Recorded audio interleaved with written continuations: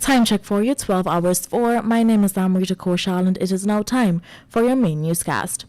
In the headlines, Kaieteur News publisher files historic legal challenge to oppressive discriminatory tax provisions in Exxon Stabroek Block contract.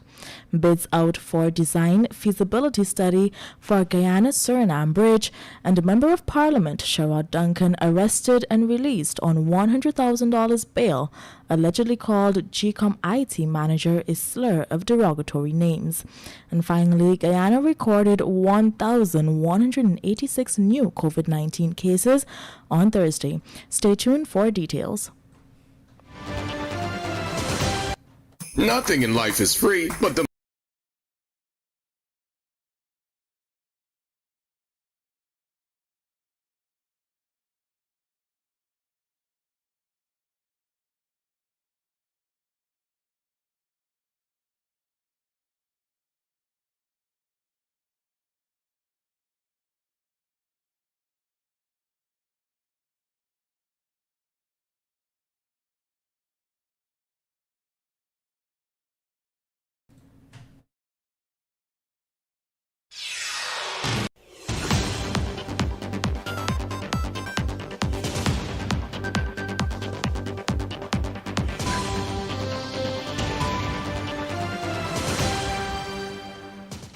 And now for your news in detail, Kaieteur News publisher Glenn Lal, in a historic move, filed a case in Guyana's High Court on Thursday, which challenges some of the most repressive tax provisions of the Stabroek Block Production Sharing Agreement with ExxonMobil and its partners, Hess Corporation and CNOOC Petroleum Guyana Limited.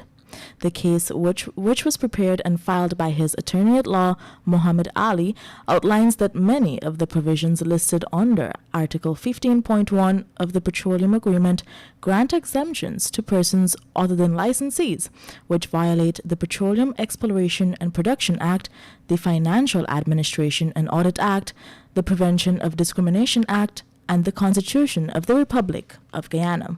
In light of this, Lau, through his lawyer, contends that the provisions are unlawful, null and void, and of no legal effect. Lal explained that when one takes into consideration the extent to which the provisions of the contract create oppressive circumstances that hinder locals, as well as the extent to which it breaches the laws, there is no way he could sit back and not take action. What also incensed the Kaieteur News publisher is how costly these provisions are to the nation. Moving on, we now tell you that opposition member of parliament Sherrod Duncan was on Thursday arrested and later released on $100,000 station bail on allegations that he referred to the IT manager of the Guyana Elections Commission as a quote-unquote jagabat and trench cropper. In a statement, police said Duncan was arrested for allegedly making derogatory remarks against Anil Giddings during his In the Ring talk show. In confirming the arrest, the Guyana Police Force said Duncan was arrested at around 11 hours on Thursday to assist in an ongoing investigation in relation to a cybercrime offense. Duncan is alleged to have referred to Giddings as a jagabat and a trench cropper, amongst other disrespectful names, which are said to have caused significant emotional stress and humiliation. In other stories, we now tell you that 4 international firms on Thursday submitted proposals to the MPTAP office to conduct a feasibility study and provide designs for the construction of the Guyana-Suriname bridge. The procuring entity for this project was the Ministry of Public Works. It was reported that the governments of Guyana and Suriname have agreed that the Corentyne River Bridge will be built using a design, build, finance, operate, maintain model contract in a public-private partnership arrangement. In other stories, the deadline for the additional works China Harbor Engineering Company has embarked on at the renovated multi-million US dollar Chedijagan International Airport is now set for June 2022. Edgehill noted that the CJIA project with Chinese contractors remains at $150 million, $138 million from the China Exim Bank, and $12 million from the Consolidated Fund taxpayers' money. Minister Edgehill had previously mentioned that the additional works being undertaken by the China Harbor Engineering Company are at no cost to Guyana, but through negotiations with the government, the contractor agreed to do the additional works at their own expense. In other stories, we now tell you that the local private sector organizations have come out to defend Guyana's recently approved local content legislation in light of reports that the CARICOM private sector organization has raised concerns that the law might be in violation of the Treaty of Chaguaramas. Similar concerns were raised by opposition Member of Parliament David Patterson during the debates of the legislation in December last, but were shot down by the Attorney General Anil Nanlal. At the time, Patterson had asked the government for assurance on whether the legislation was compliant with the regional treaty. The Treaty of Chaguaramas is an agreement that Guyana signed back in 1973 for the coordination of foreign policies and cooperation in several areas, including labor administration, industrial relations, social security, among others. Get the full details in today's Kaieteur News. Time check for you, 12 hours 10. We will return with more news for you shortly after the break.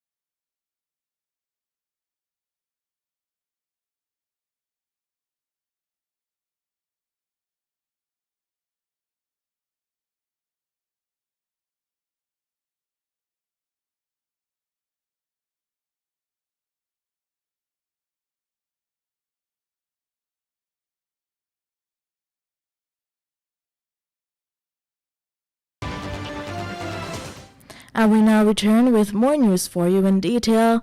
Minister of Agriculture Zulfikar Mustafa has called out the former APNU-AFC coalition government for its poor governing strategy as evidence of wasteful spending continues to unravel. Minister Mustafa said the previous administration exhausted some $2 million to procure 12 pumps from an Indian company through a line of credit. He said the equipment was still accepted, although they did not meet the standard and specification. The Agriculture Minister explained that the government has since made significant strides to rectify the situation, noting that Attorney General Anil Nanlal is playing an integral role in the process. Already several changes have been made to the engines given the work magnitude. On a lighter note, we now tell you that 2 nurses attached to the cardiology department of the Caribbean Heart Institute on Thursday saved the lives of 2 male patients within hours of them arriving for emergency medical attention after suffering from heart attacks. Nurses Ranlal and Nanton, who performed on the 2 middle-aged men yesterday, were successful in carrying out the relevant procedures, which attest to the hard work and dedication of the nurses even through times of the ongoing pandemic. Usually when a person has a heart attack, it is caused by a blockage in the artery, which can range from 70 to 100%. Head of Medical Services and Cardiology at the GPHC, Dr. Mahendra Karpan, said that the achievement of yet another successful procedure is a testament to the teamwork done within his department. In other stories, we now tell you that the body of a man was on Wednesday morning found in the Kaieteur Georgetown yard of a 67-year-old businessman, Zaimel Mohammed. The discovery was made at about 7:30, and Mohammed said he went downstairs in his yard and made the discovery of the male of East Indian descent lying motionless on his back. Police said the man's age and address are unknown and is only known as Bolo. The body of the man was examined and injuries were seen behind his head and his left hand above the wrist. The body is awaiting an autopsy. I will now tell you that police are on the lookout for a man labeled as a bold rapist. He is being accused of raping a girl under the age of 16 almost 2 years ago. Not only did he rape the teen, but according to the police, he continued to harass her repeatedly to have a relationship with him. Police did not disclose where the man had raped the teen, but Kaieteur News understands that it had occurred at a location on the east bank of Demerara. On September 17, 2020, the bold rapist took his victim into his house and raped her. She did not tell anyone what had happened to her, but the suspect continuously harassed her with phone calls. The teen decided to report the matter to her mother and later to the police on January 25, 2021. To date, however, police are still making efforts to locate the bold rapist. And breaking news just in, a police constable was moments ago placed on $1 million bail for the killing of execrable businessman Orrin Boston. The rank Sherwin Peters, 32, of Amelia's Ward, Linden, appeared in the Georgetown Magistrates Court. The unrepresented rank was not required to plead to the indictable manslaughter charge, which alleges that on September 15, 2021, at Dartmouth, East Essequibo Coast, Region 2, he killed Boston. The matter was adjourned to February 1st, 2022. Peters was charged almost 4 months after Boston was killed during a Special Weapons and Tactical Service Unit operation in his Dartmouth Essequibo Coast house. An investigation was launched into the killing of the businessman, and based on findings, the charge was today instituted against the rank who allegedly fatally shot and killed Boston. And now time for your COVID-19 update. Guyana recorded 1,186 new COVID-19 cases on Thursday, the Ministry of Health has confirmed. According to statistics released by the ministry, a total of 13 patients are also admitted into the ICU. Minister of Health Dr. Frank Anthony announced that the current active cases in the country stand at 8,680.